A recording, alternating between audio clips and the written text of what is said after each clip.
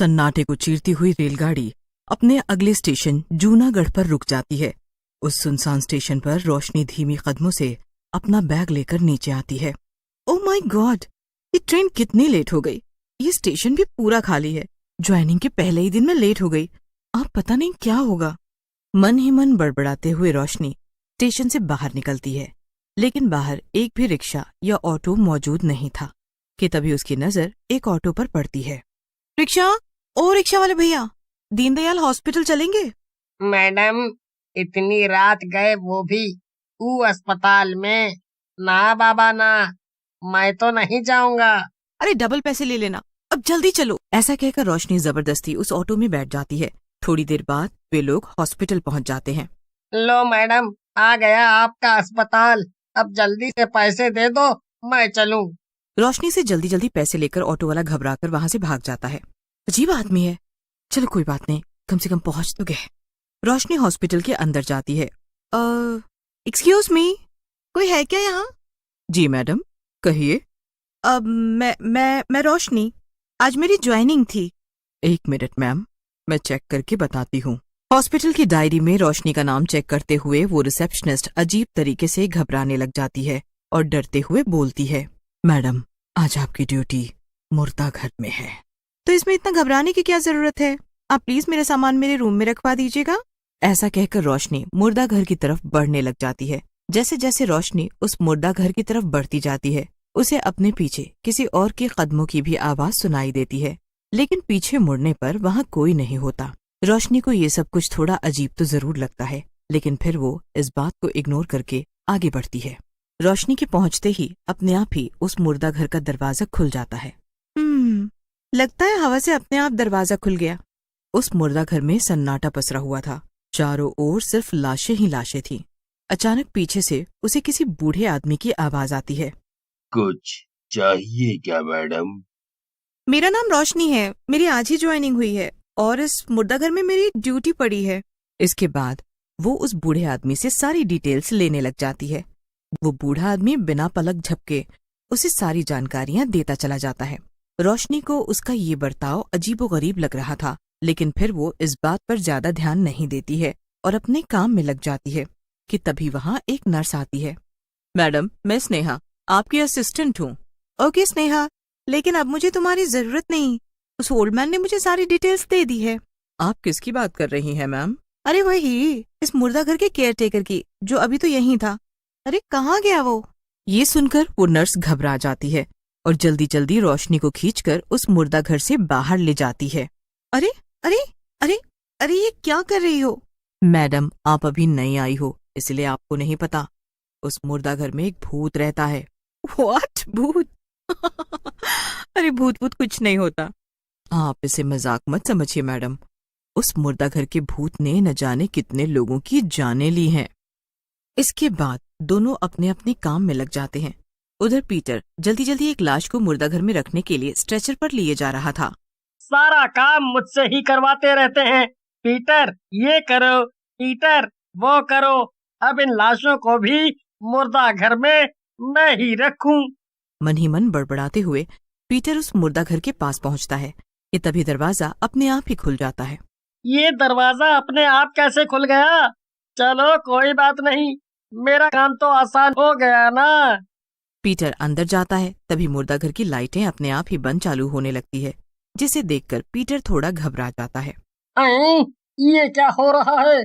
पहले वो दरवाजा अपने आप खुल गया और अब ये लाइट अपने आप ही बंद चालू हो रही है। कुछ तो गड़बड़ है।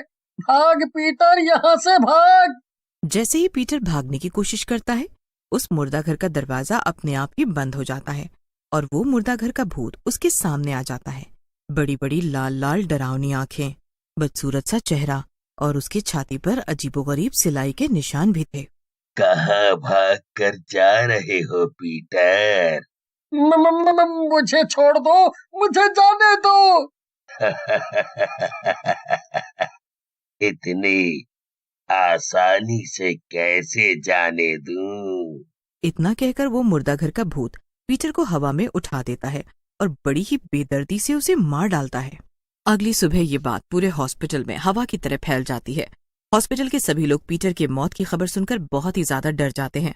तुमने सुना रोशनी, उस मुर्दा घर के भूत ने पीटर को मार डाला। अरे अरे यार, पता क्या मैंने, वो पीटर ना एक नंबर का पियक्कड़ था, शराब की नशे में खुद ही कुछ लिया होगा।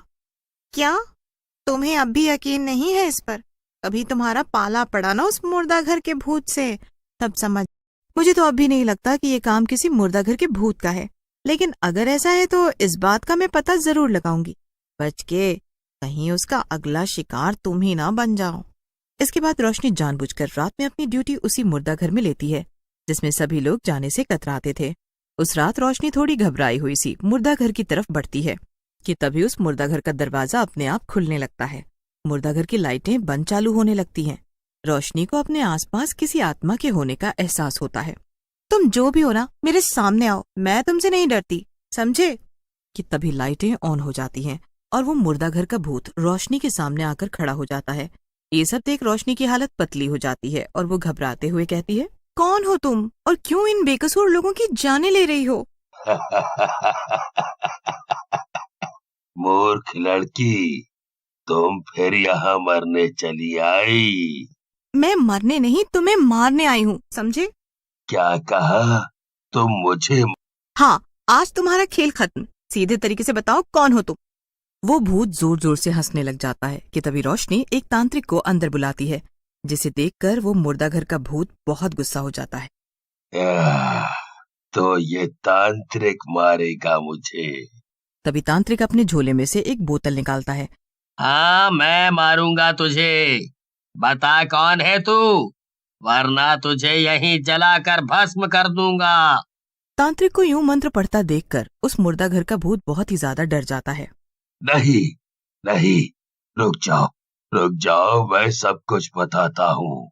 मैं इसी गांव में रहा करता था। हम बहुत गरीब थे। एक दिन मेरी तबीयत बहुत ही ज्यादा खराब हो गई, इसलिए मेरी पत्नी शांति ने मुझे इस हॉस्पिटल में भर्ती करवाया। जैसे तैसे मेरी पत्नी ने पैसे इकट्ठे करके मुझे इस महंगे हॉस्पिटल में भर्ती करवाया था, लेकिन डॉक्टर साहब, मेरे पति कब तक ठीक हो जाएंगे? देखिए, अभी कुछ कहा नहीं जा सकता। आपके पति को हार्ट की बीमारी है, अभी थोड़ा इंतजार करिए। इसके बाद वो डॉक्टर आईसीयू के अंदर जाता है। पागल समझा है क्या?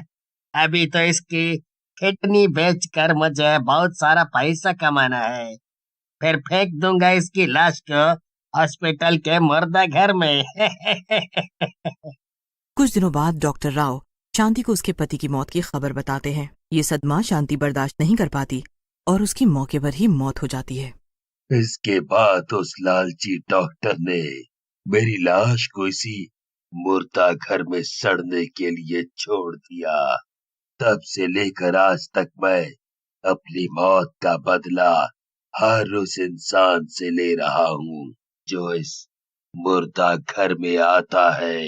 मैं मानती हूँ तुम्हारे साथ जो कुछ भी हुआ बहुत गलत हुआ, और मैं वादा करती हूँ कि मैं तुम्हारे गुनाहगारों को नहीं छोड़ूंगी।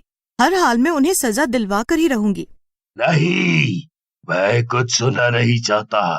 मैं अपना बदला खुद लेकर रहूंगा।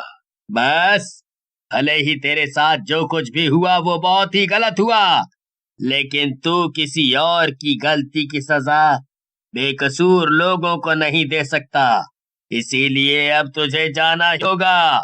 नहीं, मैं इस मुर्दा घर को छोड़कर कहीं नहीं जाऊंगा। तू मेरा कुछ नहीं बिगाड़ सकता, समझा तांत्रिक? तो तू ऐसे नहीं मानेगा। रुक, तुझे अभी बताता हूँ। इसके बाद वो तांत्रिक मंत्रों का जाप करना शुरू कर देता है और बोतल के पवित्र जल को उस मुर्दा घर के भूत पर छिड़क देता है। ऐसा होते ही उस मुर्दा घर के भूत की आत्मा तड़पने लग जाती है और हवा की तरह वहां से गायब हो जाती है। बाबा, अब बारी उस डॉक्टर की है जिसने लालच में आकर एक बेगुनाह की जान ली। रोशनी ने उस लालची डॉक्टर के खिलाफ हॉस्पिटल की अथॉरिटी में शिकायत की, जिसके बाद उस दोषी डॉक्टर को सजा मिली और उस मुर्दा घर के भूत की आत्मा को